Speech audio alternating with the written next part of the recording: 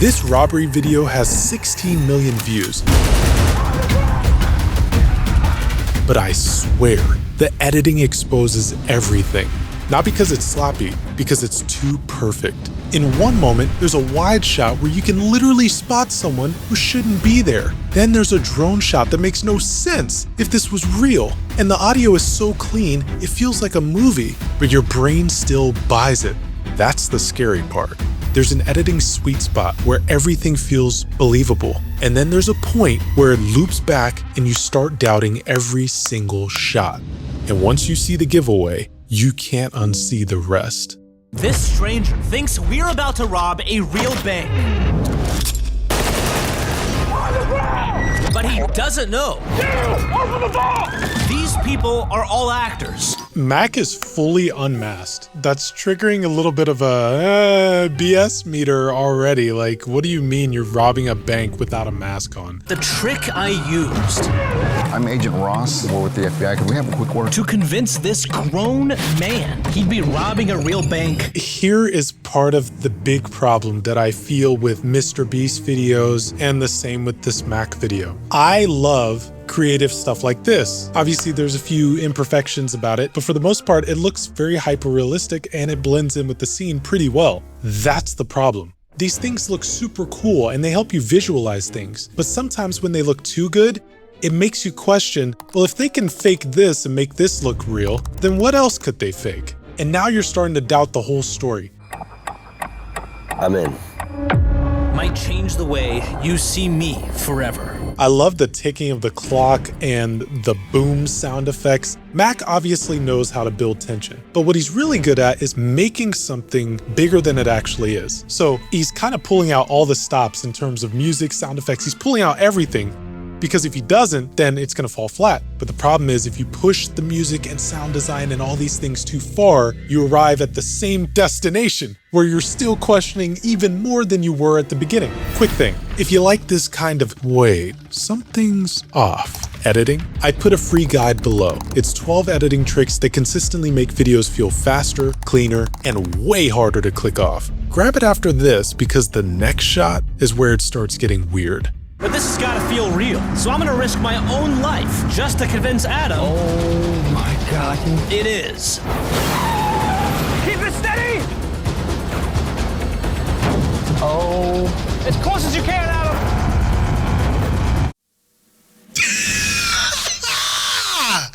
Yo, what are the odds of me pausing at this exact moment? Do you guys see this little goober right over there? That is a cameraman. Think for a second. In order to get all these shots, there has to be, well, let me see. For one, we got a freaking drone shot right there. The fact that this wide shot was edited into the video is actually what ended up cursing it. This wide shot looks amazing, but the problem is, look at how empty this is. There is no one here. It's just an armored truck and a car. You're driving, you're incredibly nervous. Your heart is pumping, your brain is moving faster. You're gonna notice things better than if you were chilled out, relaxed. You're gonna be anxious, alert, and noticing everything. You're telling me this guy didn't notice a big odd drone flying in the sky at 1 billion miles an hour. And you're also telling me they didn't see the cameraman on the right side? You're telling me there's GoPros mounted to the freaking car. I'm over here tweaking about the one under the truck and the drone, and the cameraman over there by the tractor, it's on the freaking car! Which leads me to believe that this gentleman is in on it. He's an actor just like the rest of them. This is why the editing decisions are important. If you would have stuck with medium and close-up shots, I wouldn't really be thinking this as much.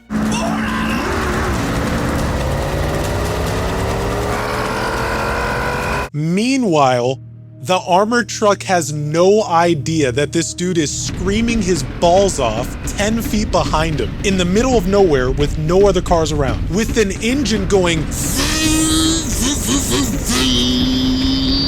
He's an actor. What you show in a shot, what you reveal, and what you choose to hide sets off the audience's BS meters depending on how you present the information. This is very well shot though. Like if you just called this an action movie on YouTube, I'd be like, oh, nice action movie. This thing's using blank rounds, not bullets, but it'll look pretty convincing. And that's all we're gonna need, because again, This is not run on violence, it's run on intimidation. Brother, that is the one shot I wouldn't have cut to. Doing this in your garage with the garage door open, with your windows open, with red yarn pointing to the exact bank that we're gonna rob. This is breaking the immersion and authenticity for me. I'm so surprised that this cut made it in. If I was the editor, I would crop in, hide the floor, and zoom in to the point where it just feels like it's a hidden camera stuffed behind something in a room. That's how you get away with it. And you know what? If I really wanted to lie, I would add a little blurry out of focus thing, taking up half of the shot. So it really feels like we stuffed this camera in a box. There's no way they can see it.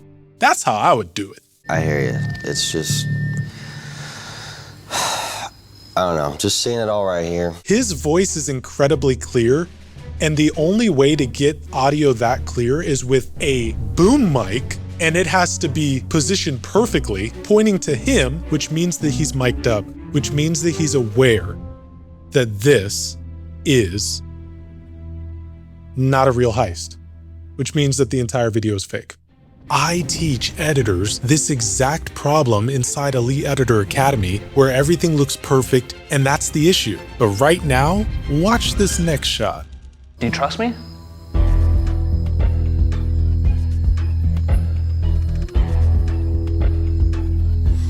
Yes. This is the perfect representation of editing right here. You have to stretch out moments in order to build tension and pure cinema loveliness. Right here, he says, "Do you trust me?" And you can see the other gentleman's body shake. You can literally see the head go, yes, because bro answered immediately. But because his back is turned, you can't see his mouth, so they stretch it out. They cut to another shot. They make it seem like you have to think about it for so long. Now, I'm not even faulting him for that. That's just good storytelling. But it is just, it's funny to see. Ready, buddy? Yeah. All right, let's do this. No, you can't make this up. Bro, please say I'm wrong. Brother, please. Film script font. No, I need verification, bro. Let me look at the L. You're using film script for your captions. Scripted. I find it hard to fully enjoy this because my brain doesn't know whether to view this as a YouTube video or a Hollywood production. Because if it's a Hollywood production, I accept the fakeness that comes with it. But this, I'm supposed to be made to believe that it's real. I don't know how to view this video. It's incredible so far. I'm enjoying it, but I'm half enjoying it. And I know, you may take that as a compliment because it's like, that means it's so unique. It's so redefining the genre. It's like, no, I'm just confused. But if Adam's gonna believe this is real, it needs to be perfect. And perfect takes practice. That's down! Let's take this. This is also a brilliant part of the edit. By including moments of them rehearsing, it subconsciously makes you believe when you don't see them rehearsing. Anything that they're not clearly rehearsing must be real. That's sort of the bias that it plants on you.